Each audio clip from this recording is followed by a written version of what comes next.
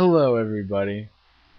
As in my previous video today, I said I was going to do 2 reviews, and I already did my Sweeney Todd review for today. So I'm going to focus on another movie, a very good movie based off of a graphic novel, a little movie called V for Vendetta, starring Natalie Portman and Hugo Weaving. Hugo Weaving you may know as Agent Smith in the Matrix movies, but he plays from V for Vendetta very well. Now the movie is not loose. It's loosely based on the graphic novel. It's not specifically based off of the graphic novel because there's certain points that they don't make, and there's things that they leave out from the graphic novel, like how Evie, Natalie Portman's character, is supposed to be a 16-year-old whore. They have her as a businesswoman, a PA at a news station, and she meets V because one night she's going to this guy's house, and it's after curfew, and the guys get busted. That's plot. This is the very first scene of the movie, but the graphic novel is superior to the movie. Not saying that the movie's not good, because hey, fuck, I have it on video. I have it on DVD. I mean, if I didn't like the movie, I wouldn't have it on DVD. But yeah. So first scene, she meets V when fingermen, people from the government, are going after people who are out after curfew, and she's one of them. And that's when V shows up, saves her, and she's wary of him at first, but uh, sort of disregards him. He does this whole big spiel talking about, she asks who he is. He says, what's the point of asking a man in a mask who he is? A lot of V words in this movie said by V character. Uh, it's it doesn't. There's certain scenes I wish they had put into V for Vendetta, like when the cop goes to the camp that V was at when he was getting experimented on. He takes LSD and sees all this stuff, but in the movie they don't do that, and that would have been a better scene for the part of the movie. The graphic novel is superior. Don't have it. Gonna buy it soon. But I've read it. It's very good. Everybody should read V for Vendetta. One of Alan Moore's really good works. Movie is good. Evie goes through a humongous transformation. Another thing I would like to see at the end of the movie is, in the graphic novel at the end, Evie takes over and leads the revolt and Parliament. She doesn't in the movie. They could have done that as an extra feature, filmed it. They probably filmed it or something and didn't put it in. I think that would have been better because it would have lent itself to not continuity, but it wouldn't have left it at such a cliffhanger angle, because then V is still, in people's eyes, V is still alive, and they could have used her, him, a figurehead. I like the cinematography in the movie because they don't ever show V's face. They never show his face. They never even hint at his face. They always just. The director even says that seeing the person's face is sort of a cinematic cheat, and they never do.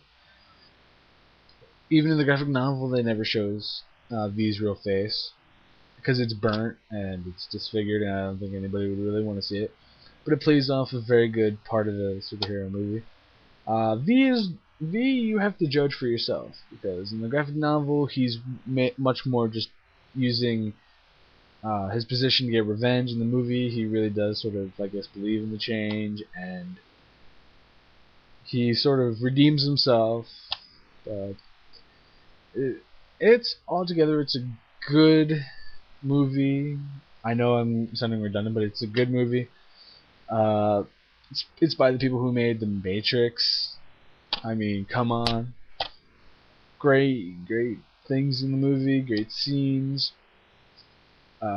Favorite scene is when Bailey gets blown up by V, and they try to play it off, but it doesn't work, and it's a really good it's a really good scene, really good plot point. Shows how corrupt the government is, trying to keep everybody on an even keel, not showing the truth, and it shows how government can go so far awry that nobody ever asks what's going on with the government.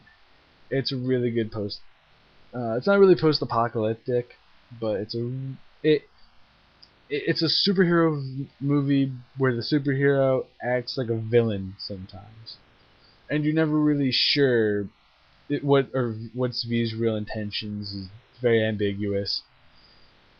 Music is very good. The acting is very good, done by everybody. I think they could have gotten a British actress to play Evie, who would have been superior to Natalie Portman. Not saying Natalie Portman's a bad actress. I just think they should have gotten an actress because the rest of the cast was British or from like places where they like New Zealand, probably like Australia and stuff, but they had a lot of British, United Kingdom actors, and they could have gone like Keira Knightley or someone else, but her performance is very good in the movie. Uh, it's very violent. I mean, it is rated R for strong violence in some language, but there's not really any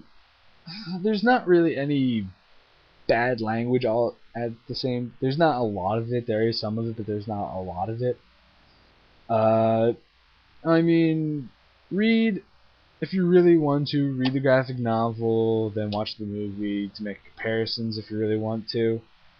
Uh, both are really good. Both are very good. Graphic novel I feel is superior to the movie because it explores a lot in more depth the uh, the ambiguity of V, and you don't really know what he's doing, and he does some really fucked up things. So the people who were originally at Lara Kill, uh, the one guy had a really fucked up thing about dolls, and he played into his torturing, and he doesn't. They didn't. They actually showed what he was doing to him. They didn't just cut to after they were dead. They showed in the graphic novel what he did to each person to make them suffer, and in this they just cut to the dead bodies. There is awesome violence though. I mean, there's awesome slow-mo violence. There's awesome CGI work. And I mean, the beginning just starts out with the history of the Guy Fawkes mask and the whole significance of November 5th in Britain. And I don't think they could have done a character like this in America because maybe the government, maybe somebody would have gotten all riled up. But it it's a very well acted movie. Hugo Weaving is a very awesome actor as V. You don't see his face, so you don't know it's him, but you can tell by the voice if you've heard his voice besides the Matrix movies. Uh, and I mean, just a sea of V's is just really imposing. To like, imagine you're staring down those many faces. That would scare the shit out of me seeing that many V's. And I mean, the mask itself, after the movie came out, was used for groups like Anonymous and people like that. And I mean, that's how powerful this symbol has become. And that's this whole thing. V used symbols and said symbols are very important and very powerful if you use them in the right way. Like blowing up the Bailey is a symbol, blowing up Parliament's a symbol, and it's a go rent it, check it out, buy it if you want. If you rent it, see if you like it, buy it. That's all I gotta really say. Now I give it 4 V masks out of 5, or 4.5 V masks out of 5, and uh, I'll do another video like this tomorrow. Maybe The Crow, or maybe some other movies that I have. But I'm Resonator Zen. I'm also like a prom dress. See you guys later. Tell me what you think of the movie if you've seen the movie, and goodbye, guys.